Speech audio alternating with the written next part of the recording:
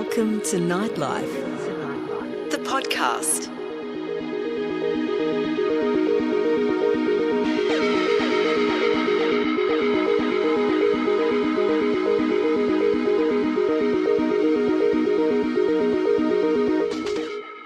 I think it's fair to say that as we watch the horrors unfolding in Ukraine, a lot of us are wondering about the Russian perspective on what's happening. Can it really be that the bulk of the adult population in Russia accept Putin's explanation of the special operation? They don't believe the Ukrainian relatives who ring them up and explain what's taking place? We're trying to understand the Russian psyche isn't a job many of us are well equipped to do. But if you delve into Russia's history over the past century, well, it's a long story of being lied to and oppressed by its leaders. And that's got to have left many marks on today's Russians. Well, my guest tonight has just published a personal memoir of the time that he spent in Russia, really between the late 1980s and just a month ago when, as he'll tell us shortly, he and his wife actually fled the country. Pieter Waterdrinker is an award-winning Dutch writer. For years, he was a Russian correspondent for the newspaper De Telegraaf. He lived on Tchaicovksy Street in St Petersburg, where he was surrounded by the ghosts of Russian and Soviet history. And he's joined me now from Amsterdam to talk about his book. It's called The Long Song of Tchaicovsky Street, and he's going to share some of what he's learnt about Russia with you. Hello, Peter. Welcome to Nightlife. Hello, Suzanne. Hello. How are you? Well, no, Peter, obviously, really interesting timing for your book to be published. Obviously, you were actually in Russia, I think, when all of the invasion of Ukraine started. Tell us what you heard and how you felt as you watched this invasion begin. Yeah, at that moment when just before it started, me and my wife, we were in St Petersburg where we live. The last quarter of a century, I was focusing on both my literary work and working as a correspondent. So actually, I'm a novelist as well. I've written 10 novels until now. And at this moment, I'm in Amsterdam to publish my 10th novel, to do some PR about it. So I was then, just before the war started, in St Petersburg, sitting with my wife in our apartment with our cats around us. And we were watching at the famous footing of the Security Council. When Putin was talking with his heads of the Security Council, probably you saw the pictures. And of course, after 25 years living in Russia, after being a witness, as when I was a student, of the collapse of the Soviet Union, I thought more or less I understood Russia a little bit. It turns out to be that the longer I live in Russia, the longer I do not understand Russia. So I know who Mr. Putin is. I saw him coming to power on New Year's Eve in 1999. It was snowing in Moscow. And at that moment, Mr. Boris Yeltsin was the president of Russia. And suddenly, my wife called me and said, this New Year's Eve, we will have to listen to a guy called Putin. So I saw him coming to power, the years of stability, growing wealth, etc., because you can't not deny that. And then suddenly turning it to an autocracy, and now we have a dictatorship. We all knew that. I knew it, my wife knew it. We knew about the curfew of the press and all the liberties that were taken away from the Russian people. But still, we were very shocked seeing Putin speaking to his own people in the Kremlin from the Security Council. And my wife said, it is just like Stalin. And at that moment, my wife, she is Russian, she has a Dutch passport as well, but she's always in fear that the borders will be closed, because when she was a child and studying German, she said to me, and we met at that moment in the Soviet Union, in Leningrad at that time, now St. Petersburg. She said, well, I'm studying German, but I will never be able to see Germany because I'm living in the Soviet Union, the biggest prison on the face of the earth. And of course, she's very much afraid that it will come back. And what we are witnessing now, and that's why we fled immediately. First, my wife with cat number one, and then a few days later, when the war already started, I fled Russia with cat number two, because we were fearing, and what is happening now, that Russia is very fastly turning into a black hole. There was, I think maybe a month ago, a lot of people saying, look, we'll put the pressure on the oligarchs. They will talk to Putin. Maybe something can be done if enough people who have influence on him can convince him to pull out. Do you think any of that is likely to have any difference? I mean, how do you see this ending? Well, there's a short question with a long answer, I'm afraid. So the leverage, it turns out to be that the leverage of the so-called oligarch is not on Putin is not just so big. So what we have seen over the last 10 years, 20 years maybe, is quite interesting. I briefly told you already about it. When Putin came to power, Russia was really in a sort of disarray. Really, we had the so-called 3 years under Boris Yeltsin. There was a free press. Everything could be told. The Soviet Union had collapsed. Russian people got into contact with the market economy and all the things and all the stuff with McDonald's and free speech and television and new books and big cars, etc. People could travel for the first time in their life.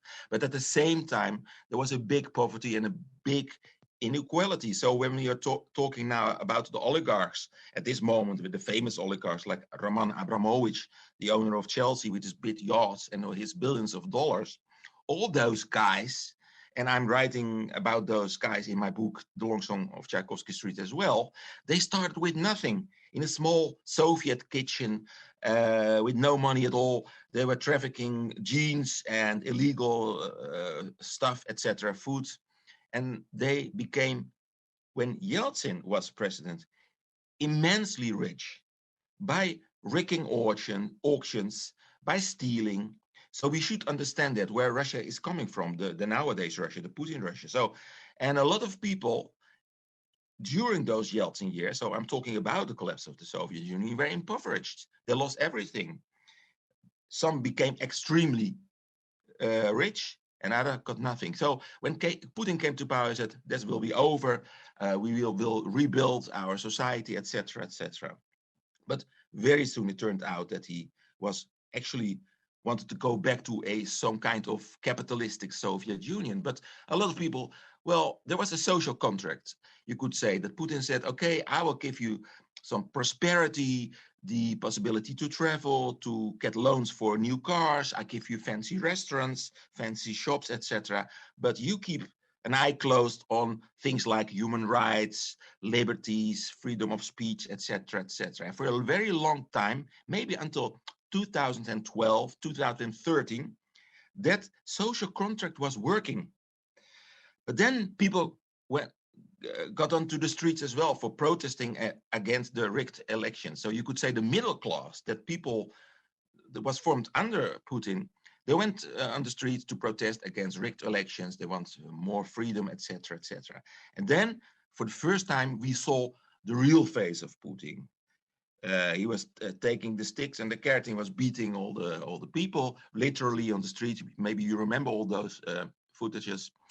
And then we had the war in the eastern Ukraine, the annexation of Crimea, and then everything turned very bleak. And now we see as a result, the result of the process of the last 7 years, that actually, as I told you, that Putin turns out to be a second Stalin. And well, I think it's a shock for us, for the world, what's happening now, all the atrocities we see every day on television, we read in the newspaper. It's unimaginable.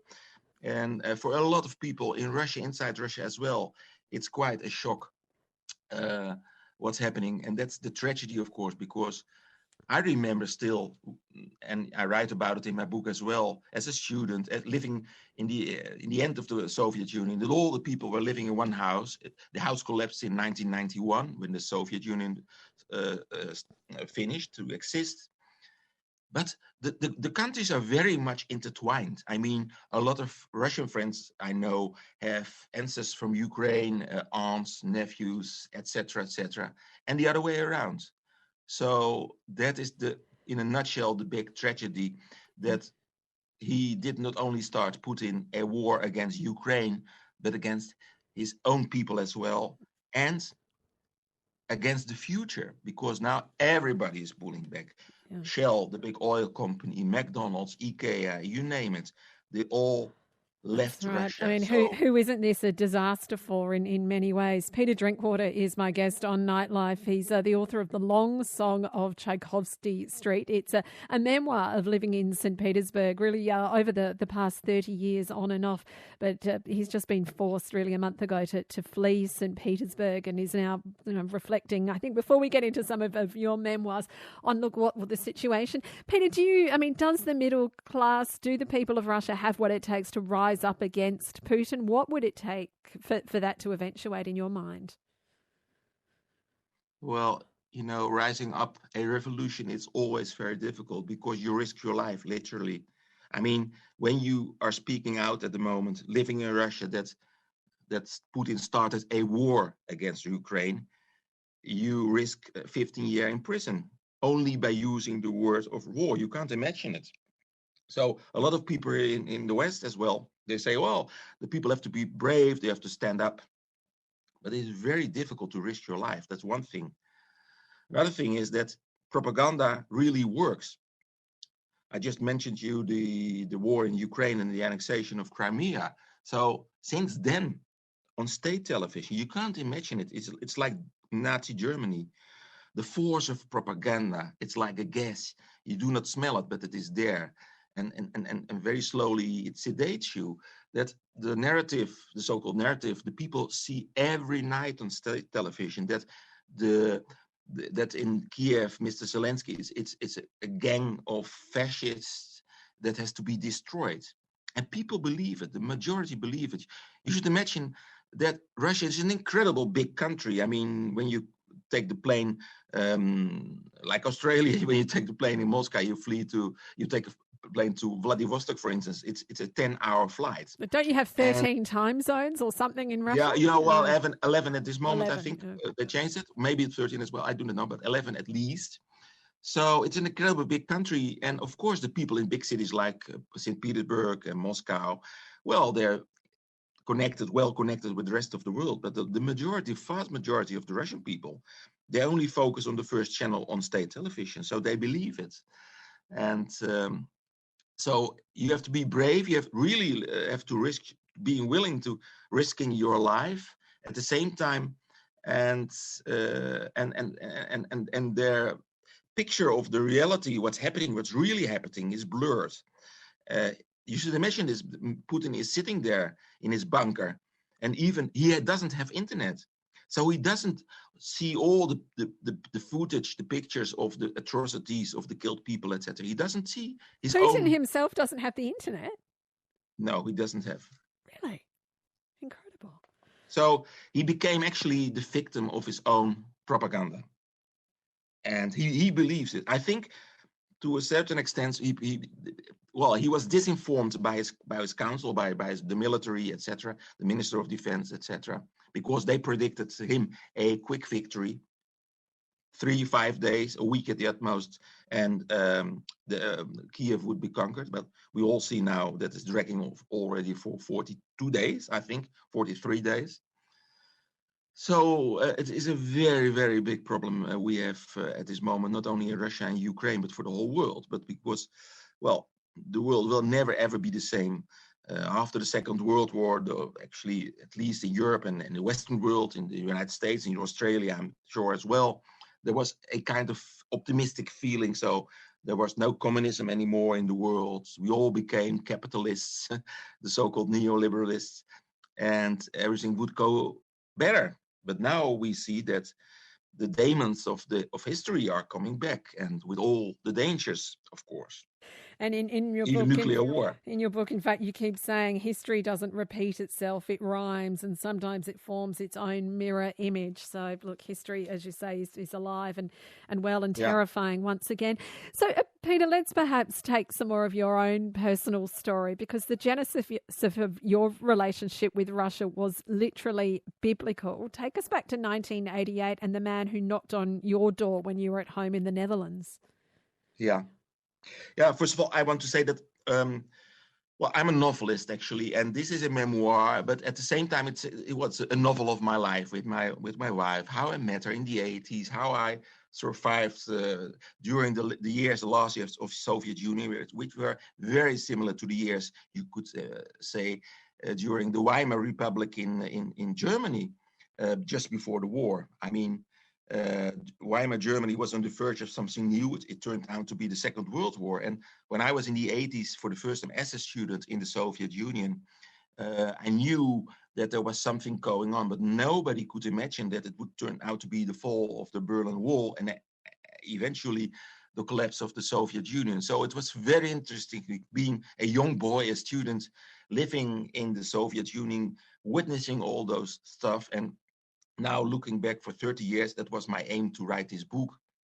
How the genesis not of my own life, but as well of Russia and the relationship between Russia and the rest of the world. And at least I tried to describe very vividly, describe vividly the people that were living there, their emotions, how I met my wife, the family, etc. But you're right. After finishing my studies, actually, I finished law, but I've studied Russian as well.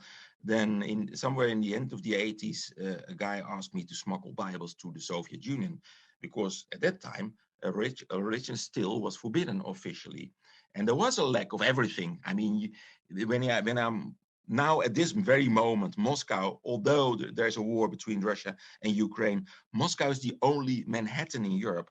I mean, it's really a very big city. You've got everything, all nightclubs, all restaurants, huge shopping malls, etc.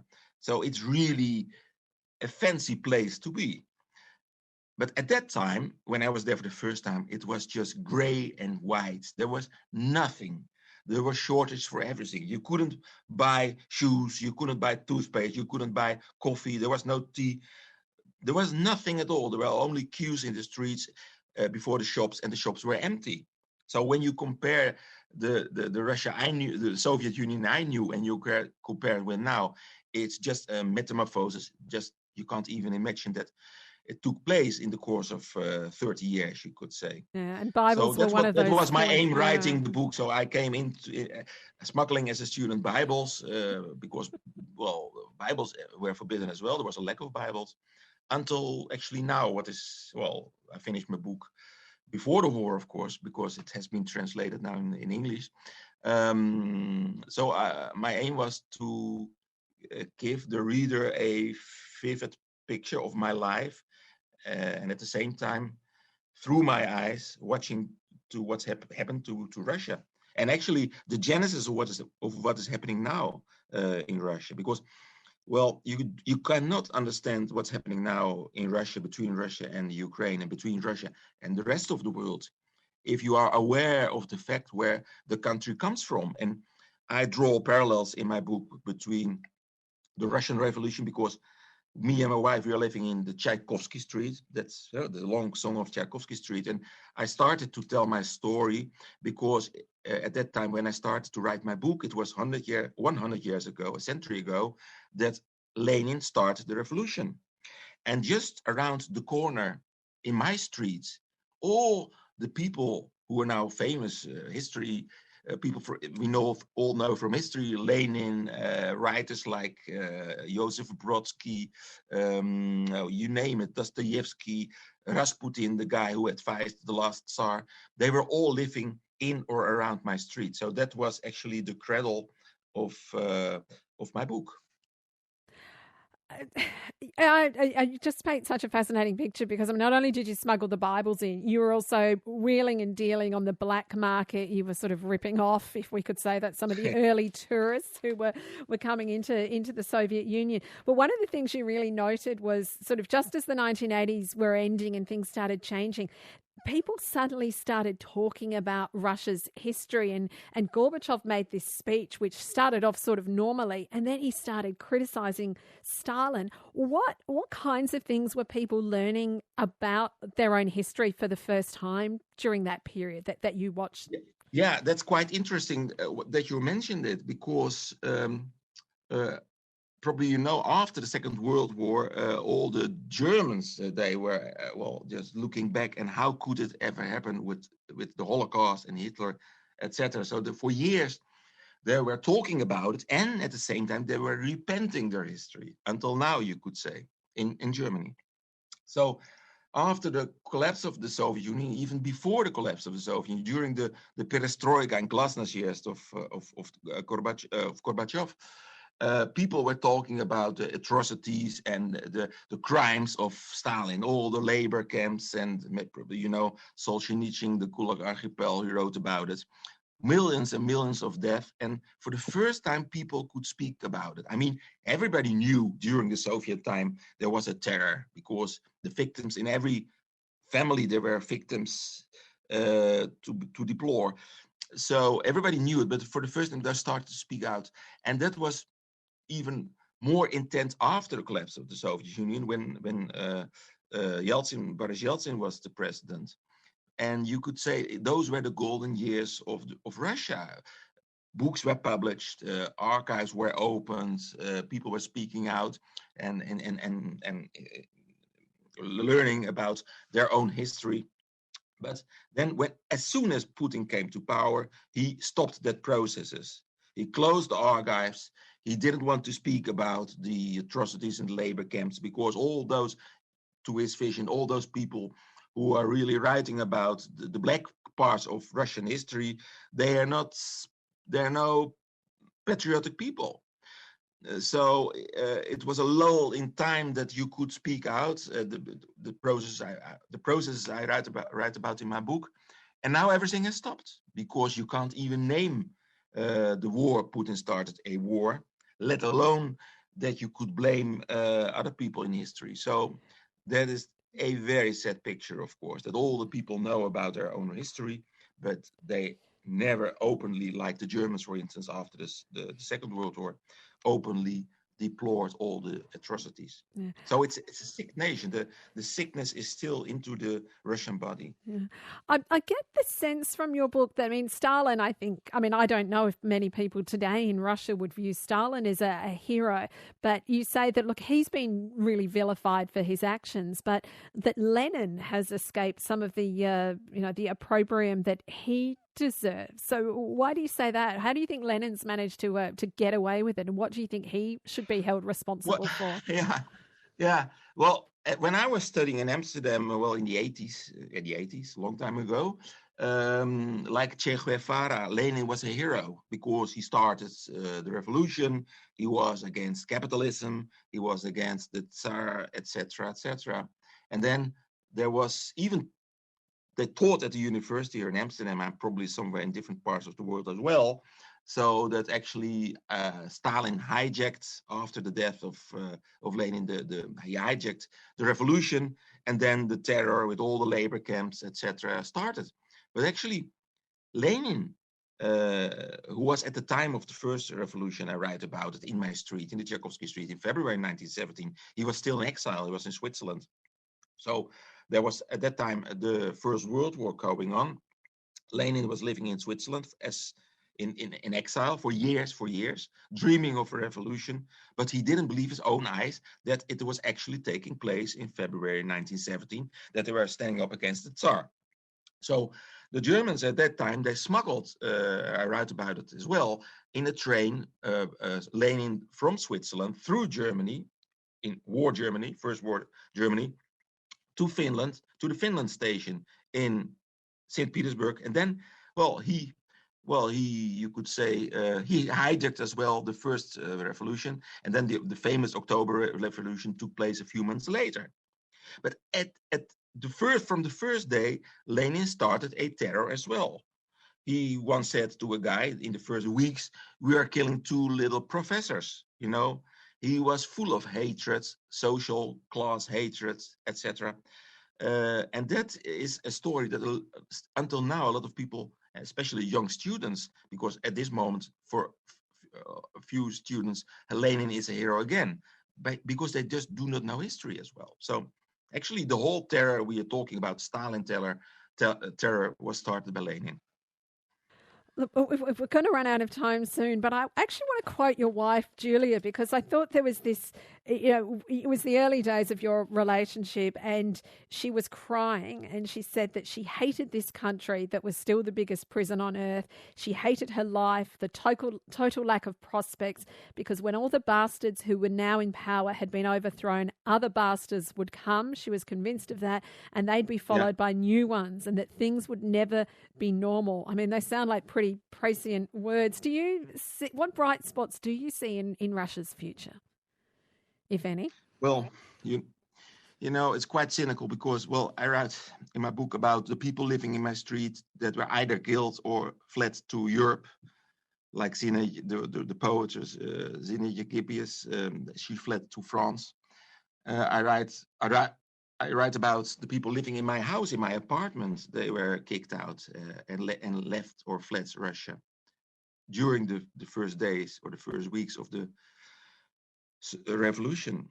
And I just told you, me and my wife, we just left a month ago. So it's quite cynical and it's lunatic, actually, that I write, well, let's say, I write that history is repeating itself, and now we are we're witnessing maybe the victims of the same processes. It's a big pity in the first place for all those people living in Russia and Ukraine, of course. But can you imagine in the course of one generation?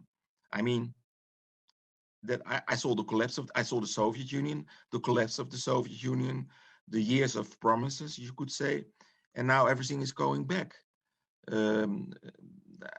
Actually, you can't imagine it, and even not only for me and my wife, but for the whole generation at this moment. Maybe in Australia, maybe you think you're far away from all the stuff, but a president, a guy in charge, Mr. Vladimir Putin, president of the biggest country still in the world, is actually threatening, or at least not excluding, the use of nuclear arms. Can you imagine it? So we are still in the middle of the story. Nobody knows how it will end. Every day we are hoping for a peace deal, etc., etc. But nobody knows, because we became the hostages of one person, Mr. Vladimir Putin. So he's like a villain in a James Bond movie, you could say. So maybe that is promising for the future, that all the James Bond movies, the villain, he eventually he dies, or he is destroyed. Yeah, Peter, you have seen the last James Bond, haven't you? Yeah. Well, I know he dies. Yes. Yeah. Well, I'm actually I hope. Yeah, it's all right. If we're looking to that, hope for is an end of a James Bond movie in the 80s or the 90s. Yeah, we can. So it's true that we really became the hostage of Mr. Putin in the Western world at this moment. What will it take for you to go back to St. Petersburg, do you think?